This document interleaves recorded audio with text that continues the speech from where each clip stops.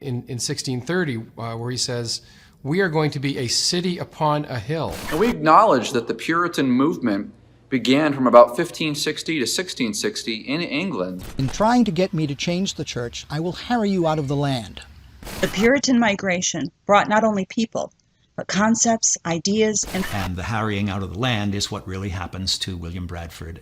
In 1692, a quiet Puritan town turned into a nightmare of fear and accusation. Neighbors accused. Neighbors, friends turned enemies, and innocent lives were lost to hysteria. The Salem Witch Trials became one of America's darkest chapters, a haunting lesson on how fear can destroy truth and humanity itself.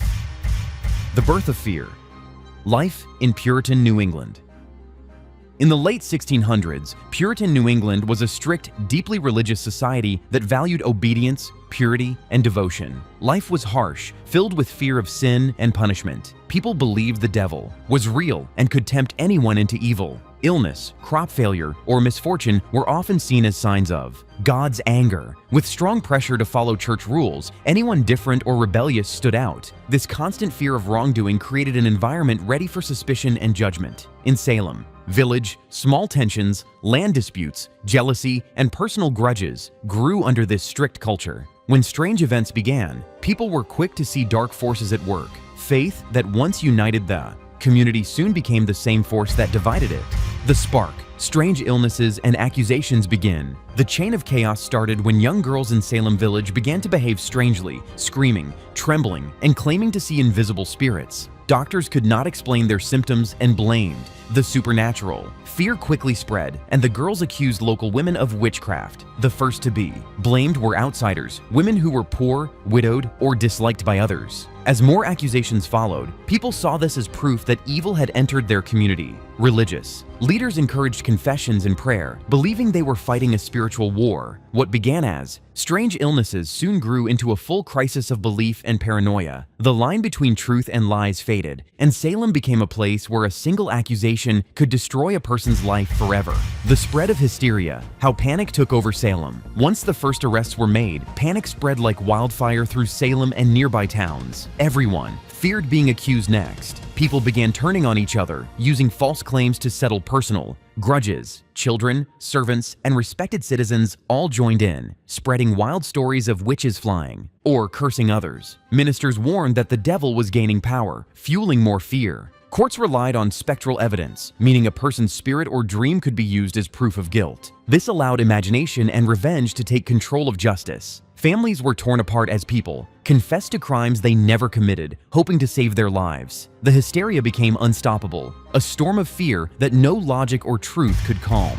The witch trials, courtroom chaos, and spectral evidence. The Salem courtrooms turned into theaters of fear. Judges, ministers, and townspeople filled the rooms as the accused stood trembling before them. Spectral evidence, where witnesses claimed to see ghosts or spirits of the accused harming others, became a key part of testimony. No real proof was needed. Fear replaced facts. The trials were filled with screams, fainting, and false confessions. Many innocent people, desperate to live, said anything to please the judges. Authority. Figures used the trials to show loyalty to God, punishing anyone they thought served the devil. The justice system, once meant to protect, turned cruel and blind. In this chaos, truth lost its power, and lives were decided by superstition rather than evidence. The courtroom became a place of tragedy, not justice.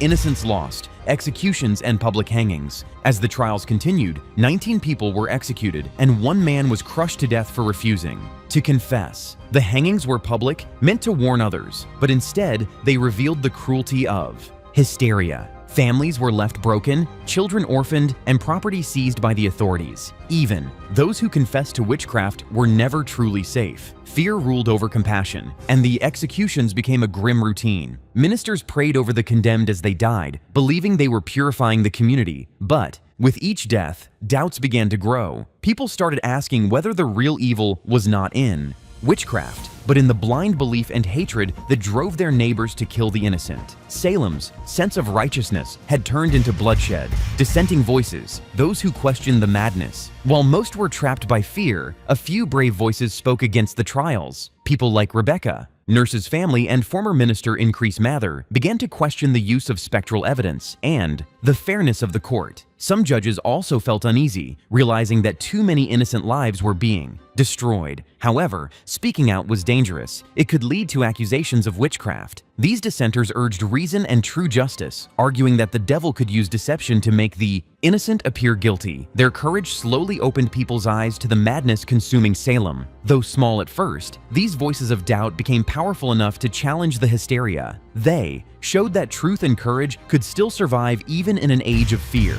The aftermath: regret, apologies, and lessons learned. When the panic ended, shame and sorrow filled Salem. The courts admitted their mistakes, and some judges publicly apologized. Families of the executed demanded justice and compensation. Ministers preached about the dangers of blind faith and false judgment. Over time, Massachusetts declared the trials unjust and cleared the names of the victims. But emotional wounds remained for generations. The tragedy taught early Americans a painful lesson that fear and religion without reason can destroy communities.